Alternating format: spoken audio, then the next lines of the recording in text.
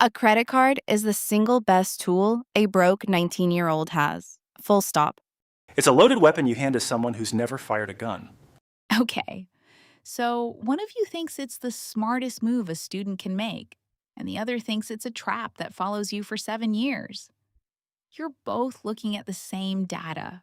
So today, we settle it, not with opinions, with the actual numbers.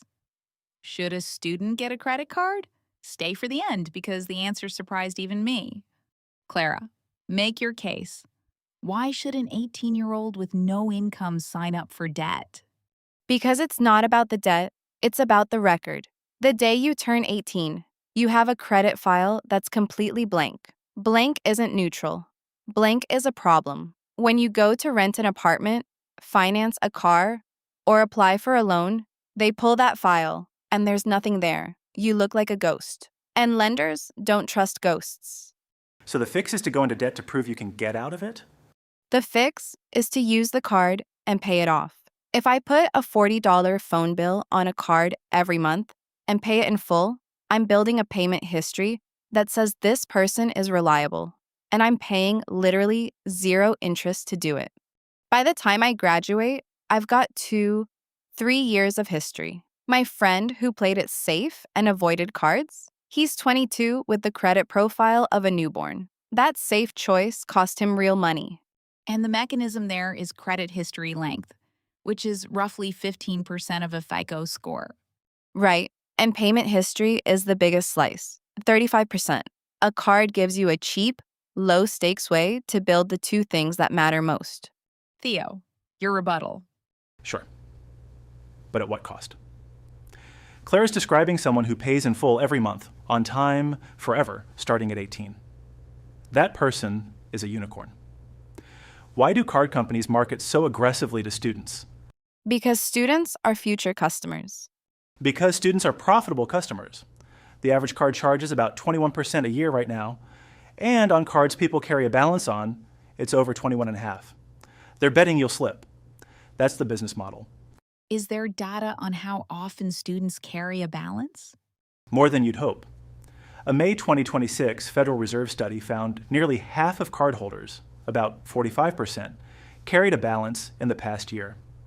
Put $1,000 on a card at around 22% and pay only the minimum, and it takes almost 6 years to clear, and roughly $720 in interest on top.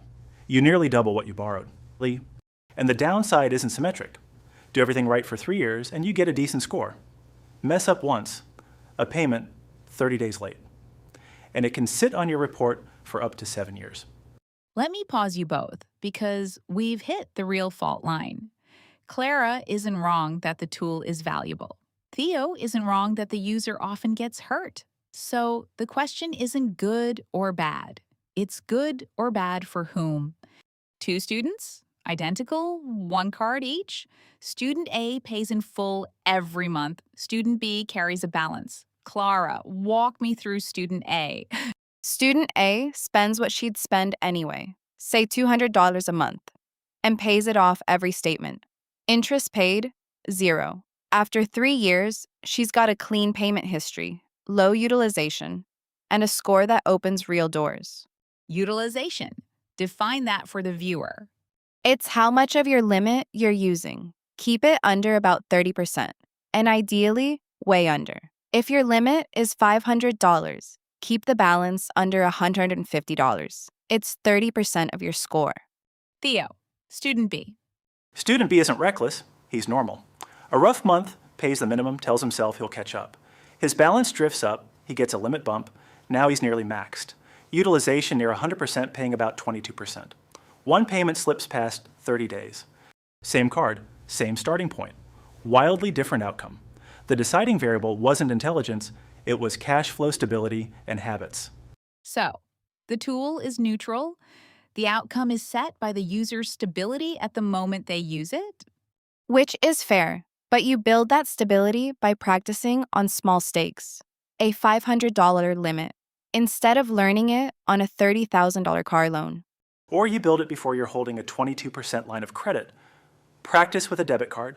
Same discipline, none of the downside.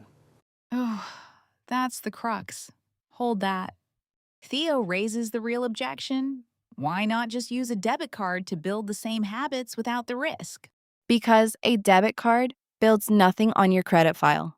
Zero. You can be a debit card saint for 5 years and still show up as a ghost. The habit is only recorded if it's on a credit product. Granted, but weigh it. People reliably spend more with a card than cash. One Dun & Bradstreet finding put it at 12 to 18% more per purchase. And MIT brain scans show credit purchases light up the reward center. The researchers said cards step on the gas. For some people, not everyone. For most people. And I'm the exception is precisely what everyone who becomes the rule says first. So, we've got a genuine trade off. Credit reporting requires a credit product. But that product brings spending psychology debit doesn't. There's no upside with zero exposure. Agreed. So the question becomes, can you structure the card so the trap can't spring? Go on. That's the first thing you've said. I fully agree with the premise of. And this is where they agree on more than the cold open suggested. Stick with me for the last 2 minutes. This is the actionable bit. Let's build the version you'd both sign off on. Rule 1. Treat it as a debit card with a memory. You only charge things you already have the money for. If you can't buy it in cash today, it doesn't go on the card. Rule 2. Auto-pay the statement balance in full. Not the minimum. The full balance. So a busy week never becomes a late payment. Rule 3. Keep utilization low. Put one small recurring bill on it and otherwise leave it alone. Low balance, perfect history, near zero effort. And rule 4? Mine. Be honest about whether you're stable enough yet. If money stress makes you spend, wait. The card will still be there. So the real answer isn't yes or no. It's conditional. Here's where we all agree. A credit card is a powerful tool for a student, the cheapest way to build the record that unlocks the expensive stuff. And it's genuinely dangerous because it exposes you to your worst habits at your least stable moment. So get it, but cage it. Cash only spending. Auto pay in full. One small bill, low utilization. Do that, and it's free money history. And if you can't cage it yet, don't touch it yet. Discipline first, card second. In that order, it's an asset. The tool is neutral. You're the variable. That's the whole thing.